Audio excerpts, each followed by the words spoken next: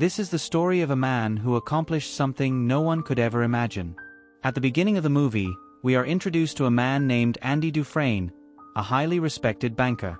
But soon, his life takes a devastating turn. He is accused of murdering his wife and her lover. The judge sentences him to life in prison, and Andy is sent to a place no one has ever escaped from, Shawshank Prison. Inside Shawshank, many prisoners have already spent their entire lives behind those walls. When they first arrived, the world outside was completely different, and now everything has changed. The rules here are harsh, the laws unforgiving. Anyone who makes a mistake or tries to escape is brutally punished. For a long time, Andy doesn't speak to anyone. But one day, he meets a prisoner named Red. Red is known for being able to get anything from the outside world, and he's been in Shawshank for 20 years. Andy tells him that he wants a small rock hammer and a large poster of a movie actress. Suspicious, Red asks, "Are you planning to dig your way out of here with that hammer?" Andy simply replies, "When you see it, you'll understand." Red warns Andy about 3 dangerous inmates who have their eyes on him. Andy says, "What if I tell them I'm not gay?" Red shakes his head and says, "It won't make a difference." Eventually, Red delivers the hammer to Andy. When he finally sees it, he laughs to himself, because digging a tunnel with it would take 600 years. The truth is, Andy just loves shaping and polishing rocks. That's why he wanted it. But soon, Andy's fears come true. The 3 inmates Red warned him about attack him. They physically abuse him again and again. This continues for the next 2 years. Andy never complains to anyone, but his body always carries scars, and his face hides a strange, quiet pain. One day, a group of prisoners, including Andy and Red, are chosen to repair the prison roof. Their guard, Captain Hadley, starts talking about his problem. His brother left him $30,000, but because of taxes, the government will take most of it. Andy overhears this. He walks up to Hadley and asks, "Do you trust your wife?" Infuriated, Hadley grabs Andy and drags him to the edge of the roof, ready to throw him off. But before he does, Andy quickly explains, according to government law, a man can legally gift up to $60,000 to his wife without paying a single penny in tax. "All you'll need is a lawyer to prepare the paperwork," Andy says, "and I'll do it for free.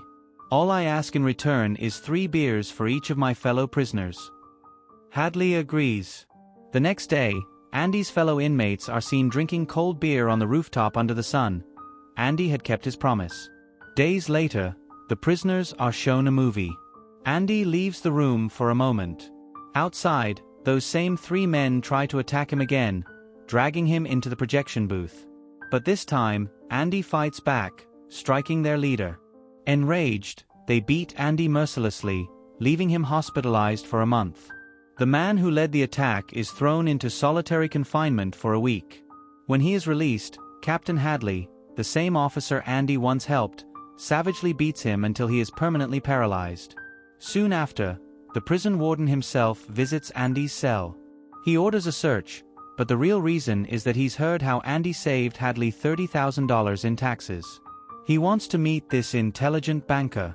The warden notices a Bible in Andy's hand and takes it, saying he too believes in the good book.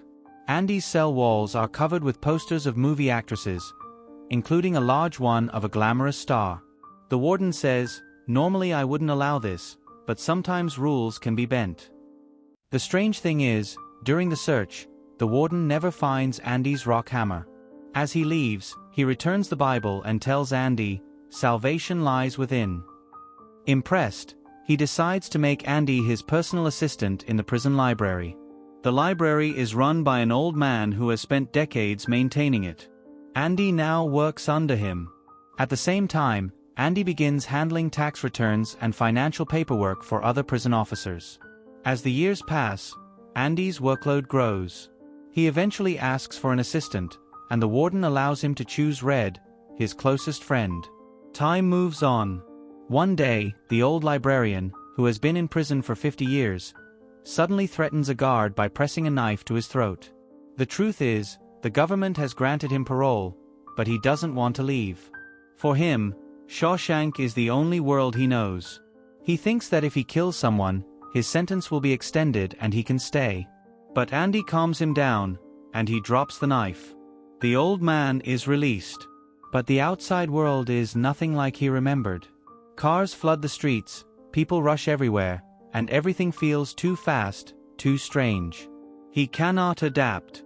And in the end, unable to cope, he takes his own life. Meanwhile, back in Shawshank, the warden launches a new program called Inside Out. In this program, prisoners are sent outside to work on various jobs. Because the prison labor is so cheap, the warden wins huge contracts. And with that, he starts making a fortune. But all of that money is black money. Andy begins helping the warden with his secret money laundering schemes. Together, they create a partner who doesn't even exist, a man named Randall Stevens. Using forged documents, Andy transfers all the black money into accounts under Randall's name. That way, if the police ever come looking, they'll be chasing someone who was never even born. Around this time, a new prisoner arrives at Shawshank. His name is Tommy, young, restless, and already in and out of several prisons before. When Tommy learns that Andy has helped many inmates, he approaches him and asks for guidance. He wants to finish high school so that when he's released, he can live a better life with his wife and child. Andy agrees to help. One day, Tommy goes to Red and asks, "Andy is so intelligent. What's he doing in here?" Red tells him, he murdered his wife and her lover. Before prison, he was a big banker. Hearing this, Tommy grows quiet. Moments later, he gathers both Andy and Red and reveals something shocking. He explains that during a stint in another prison, he met a man who confessed to a crime. That man had once broken into a house to steal. When the owner woke up, he shot him dead, and killed the woman with him as well. Later, he discovered the woman wasn't the man's wife, but his mistress. And she was married to a wealthy banker. That banker was then falsely convicted of the murders. At this moment, the truth is revealed. Andy Dufresne was innocent. With this revelation, Andy goes straight to the warden, begging him to consider Tommy's testimony. But the warden refuses. He deliberately ignores the truth, because Andy is the man who launders his black money, the man who knows all his secrets. Andy hints that he could expose the warden's crimes. Enraged, the warden throws Andy into solitary confinement for a month. And as for Tommy, the one man who could have freed Andy, the warden has him killed. Later, he tells Andy coldly, "Tommy tried to escape. That's why he was shot." Andy knows it's a lie. He looks the warden in the eye and says, "From now on, I'll never do your work again." Furious, the warden orders, "Put him in the hole for another month." No prisoner had ever spent that long in solitary confinement. But Andy survives 2 full months in the dark. When he finally emerges, he talks to Red. He asks, "Do you think you'll ever get out of here?" Red replies, "Maybe, when I'm old and broken, when my mind gives up." Andy then shares his dream. "If I ever get out, I'll go to Zihuatanejo, a beautiful place on the coast of Mexico. They say a man can lose himself there. I'll open a little hotel, repair my boat, and go fishing with friends in the deep blue sea." Red grows uneasy. Hope is a dangerous thing. It can drive a man insane. You need to accept reality. Mexico is too far from here. Andy nods slowly. "You're right. There are only 2 choices in life. Get busy living, or get busy dying." Before walking away, Andy makes Red promise something. "When you get out, go to a field near Buxton. There's a large oak tree there. At its base is a stone wall. In that wall, you'll find a black stone that doesn't belong. Underneath it, something is buried. Promise me you'll go." Red asks, "What's under that stone?" Andy answers simply, "You'll have to see for yourself." That night, Andy finishes the warden's accounts and locks the documents away in the safe. The warden hands him his clothes and shoes, ordering, "Press these. Shine my shoes till they sparkle." Andy accepts and returns to his cell. But that night, Red can't sleep. He's terrified Andy might take his own life. The next morning, when the cell doors open, Andy doesn't step out. The guards rush to his cell. and what they see shocks them. Meanwhile, the warden prepares for his day. He opens a box, expecting his shoes, but finds Andy's worn prison shoes instead.